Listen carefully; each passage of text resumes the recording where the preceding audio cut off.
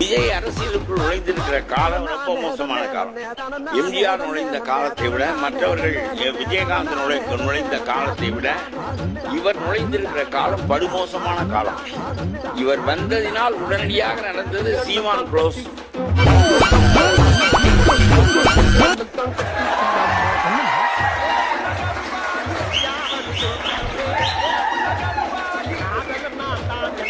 அவர் ஒரு விளங்காத அரசியலை பேசிக் கொண்டு தெரிந்தார்.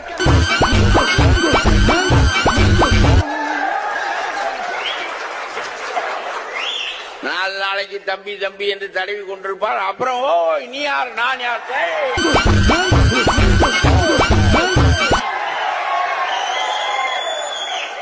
இல்ல ஐயா, ஒண்ணு இந்த பக்கம் நிக்கணும், இல்ல இந்த பக்கம் நிக்கணும், நடுவுல நின்னா என்ன பண்ண முடியும்னு கேக்குறாருல, அந்த கேள்வியில நியாயம் இல்லையா?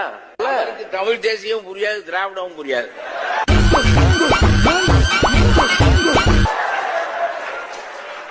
அதெல்லாம் வெட்டி பேச்சு.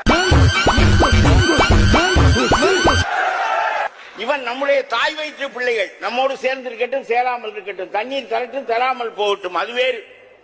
ஆனால் அவன் நம்முடைய தமிழ் தாய் பெற்ற மக்கள்.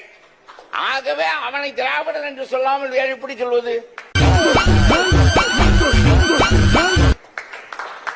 இந்த அறிவு உனக்கு இல்லாமல் நீ ஒரு கட்சி நடத்தி 8% ஓட்டு வாங்கி இருக்கிறாய் என்றால் இடையிலேயே ஓட்டு போட்ட மக்களுக்கு யோசனை சொல்ல வேண்டியதா இருக்கு.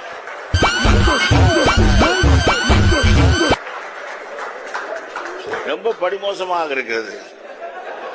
அதாவது நாட்டிலே அறிவே தேவையில்லை ஒரு கட்சி நடத்துவதற்கு என்று ஒரு கட்டம் தமிழ்நாட்டில் வந்து விட்டதனுடைய அடையாளம் தான் சீமானுடைய எழுச்சி.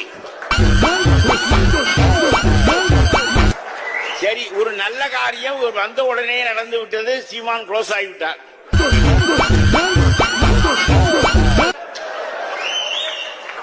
எல்லாம் அத்துக்கொண்டு போகிறார்கள்.